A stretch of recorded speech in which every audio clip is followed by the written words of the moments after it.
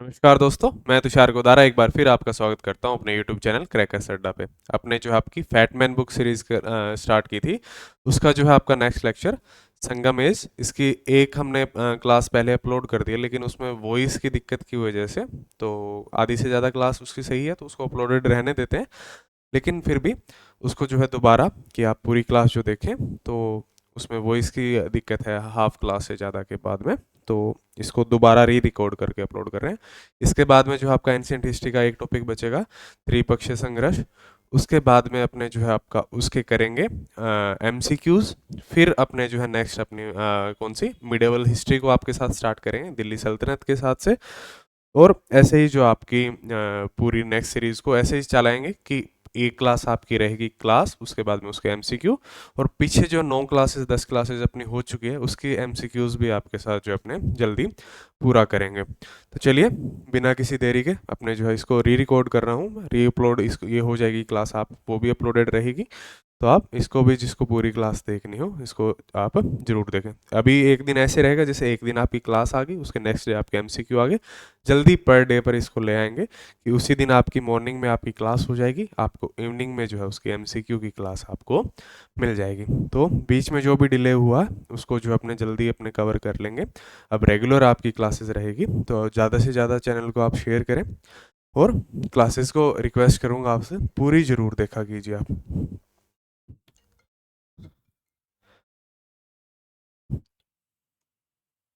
तो चलिए स्टार्ट करते हैं संगम एज के साथ। पहले एक तो संगम एज को अपने क्या कहते हैं हिस्ट्री, क्योंकि लगभग साउथ इंडिया की जो आपकी हिस्ट्री है इसी संगम एज के दौरान जो आपकी चेल चोर पांड्या के साथ साथ आपकी कवर हो जाती है। तो इसको हिस्ट्री ऑफ साउथ इंडिया भी आप कह सकते हैं। South India did not experience A distinct of bronze as.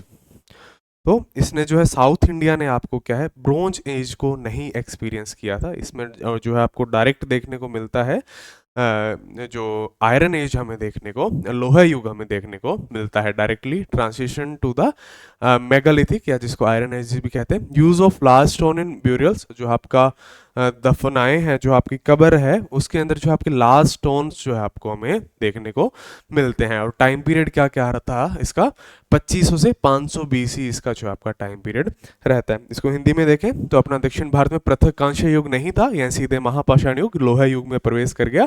समाधियों में बड़े पत्थरों का उपयोग किया जाता है, और समय अवधि जो है 2500 से 500 ईसा पूर्व इसकी रही है। ये अपना साउथ इंडिया है, इसी जो है एरिया के अंदर अपने संगमेश जो है रहती है। इसके अंदर जो इंपॉर्टेंट इंपॉर्टेंट अपना जो है संगमेश में मैं आपको बता दूं क्या पढ़ते हैं।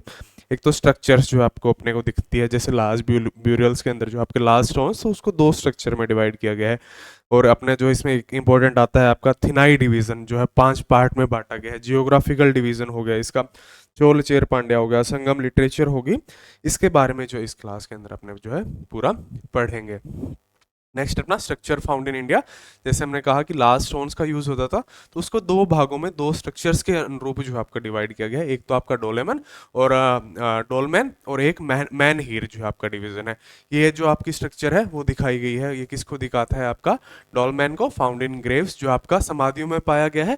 और सेकंड आपका मैन हीर यूज एज मेमोरियल स्टोन, जो आपका मैन हीर है स्मारक पत्थर के रूप में ये प्रयुक्त होता है। ये स्ट्रक्चर्स है इंडिया में पाई गई है संगम एज के दौरान, तो इसको जो है इन भागों के अंदर आपका बांटा गया है।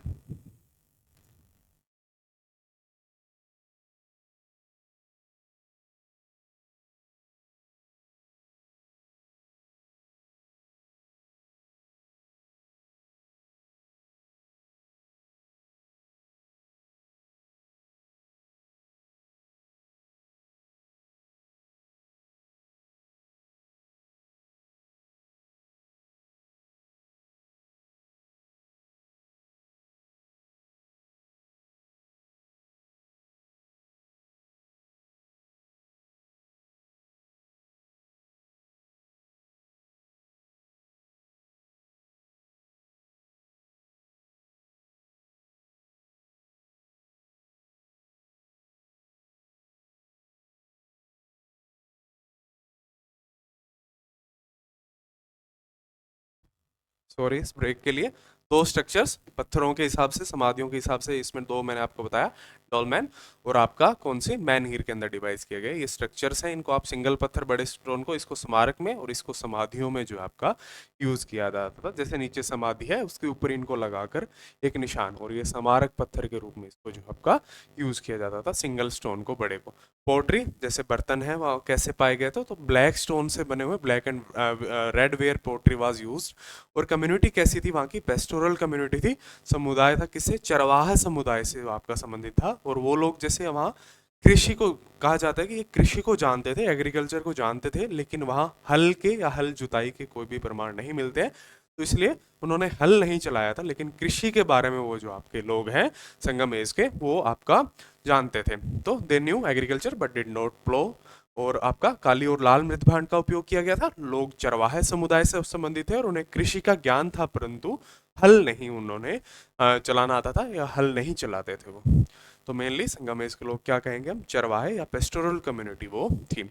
संगम असेंबलीज, तो एक तो संगम वर्ड का अर्थ आपसे पूछ लिया जाए कि संगम का अर्थ क्या है, तो संगम वर्ड का ही अर्थ आपका असेंबली है, आपका सभा है। किसका अर्थ, संगम का meaning of Sangam assemblies. Area between Krishna and Tungabhadra, दो नदियां हैं कृष्णा और तंगभद्रा, उस नदियों के बीच में जो है आपकी जो है एरिया बटा हुआ था। 3 संगम असेंबलीज या 3 संगम वर हेल्ड इन तमिलनाडु, 3 संगम सभाएं या 3 असेंबली जो आपकी कहाँ हुई थी, तमिलनाडु के अंदर। अलग अलग कहाँ इसको हेड किया गया था, तमिलनाडु के कौन से एरिया में हुई, तो पहली और थर्ड हुई थी कहाँ, मदुरई के अंदर। और उसको पहली को हेड किया था ऋषि अगस्त्य ने, और थर्ड को आपका नकेर ने, नक्कीकर या इसको नक्कीर कहते हैं।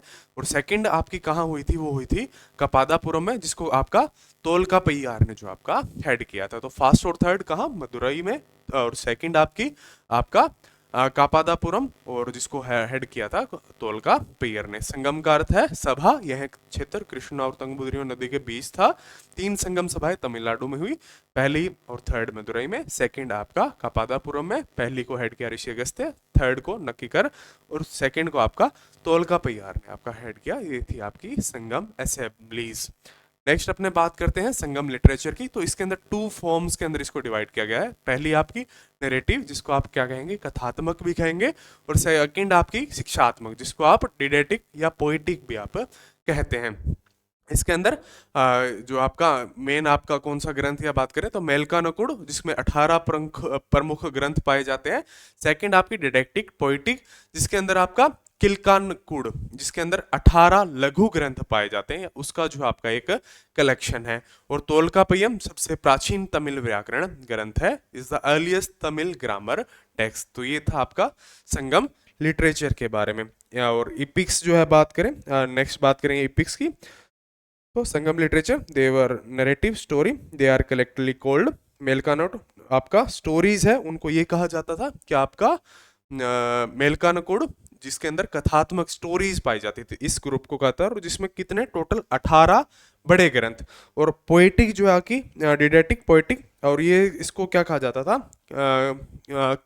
ये आपका इनको बोलने का ग्रुप है, कि इनको किलकानांडू जो आपका काव्यात्मक पोइटिक जो होती थी उसके ग्रुप्स को, उसमें 18 लघु ग्रंथ पाए गए हैं।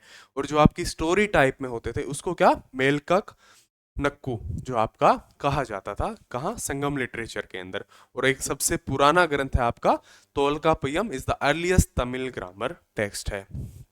नेक्स्ट आपका इपिक ऑफ संगमेश, इसके अंदर शिल्पाधिकरम इलेंगो एडिगल द्वारा कोवलन और कनग्गी की कथा जो आपकी है इस बुक के अंदर जो आपकी लिखी गई है।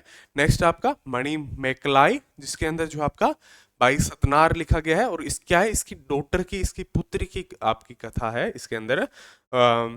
इस टाइम के अंदर जो इपिक्स लिखी गए हैं ये 2 सबसे ज्यादा फेमस है। बात करें आगे जियोग्राफी की, और जियोग्राफी के साथ साथ अपने थिनाई डिवीजन की। तो जियोग्राफी के अंदर क्या आता है, Thinai refers to different types of landscape और जियोग्राफिकल डिविजन्स ऑफ तमिलनाडु।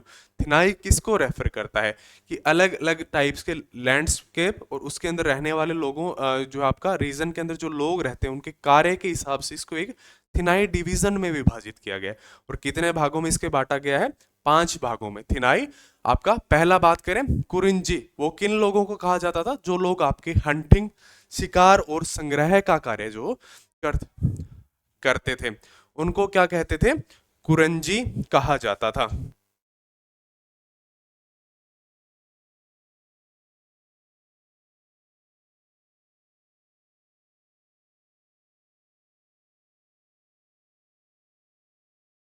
जो लोग क्या आपका हंटिंग और गैदरिंग गैदरिंग का कार्य करता था उनको क्या कहते थे? आपका शिकार और संग्रह का कार्य करते थे उनको कुरेंजी कहा जाता था। सेकंड आपका पलई, जो लूटपाट और चोरी का कार्य जो लोग करते थे इस ग्रुप्स के, उनको ये कहा जाता था कुरेंजी। सेकंड थर्ड आपका कुरंजी आपका शिकार संग्रह, पालई आपका लूटपाट और चोरी, थर्ड आपका मुलई जो आपका पशुपालन का कार्य करते थे, एनिमल हस्बेंड्री का कार्य करते थे। नेक्स्ट आपका मरुतम जो आपका कृषि का एग्रीकल्चर कार्य करते थे। और लास्ट आपका नेतल, इसको नेतल या आपका नेथल भी आपका कहा जाता था, जो फिशिंग और साल्ट मेकिंग नहीं, साल्ट कलेक्शन का जो कार्य करते थे उनको कहा जाता था आपका नेतल। तो ये ज्योग्राफी है और थिनाई आपका डिवीजन है। नेक्स्ट आपका चेरा डायनेसिटी।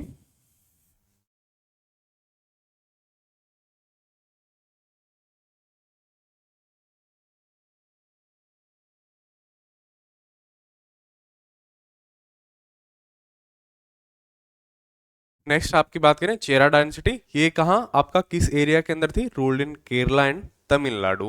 कैपिटल क्या थी इसकी? आ वंजी या करूर इसकी कैपिटल थी। चिन्ह क्या था इसका? एम्बलम क्या था? बो एंड एरो, जो आपका धनुष और बाण इसका एम्बलम था। महान शासक कौन थे? सैनिगुटवन, जिसको रेड चेरा भी कहा जाते हैं आपका। ये इसके जो आपके ग्रेटेस्ट रूलर थे और किसकी पूजा करते थे, वर्शिप किसको करते थे? ये आपका कनागी है, जो आपका देवी की पूजा करते थे, कनागी, जिसको आपका गॉडेस ऑफ प्योरिटी भी ये लोग कहते थे या कहा जाता है गॉडेस ऑफ प्योरिटी, उसकी ये जो आपकी वर्शिप करते थे, पूजा करते थे।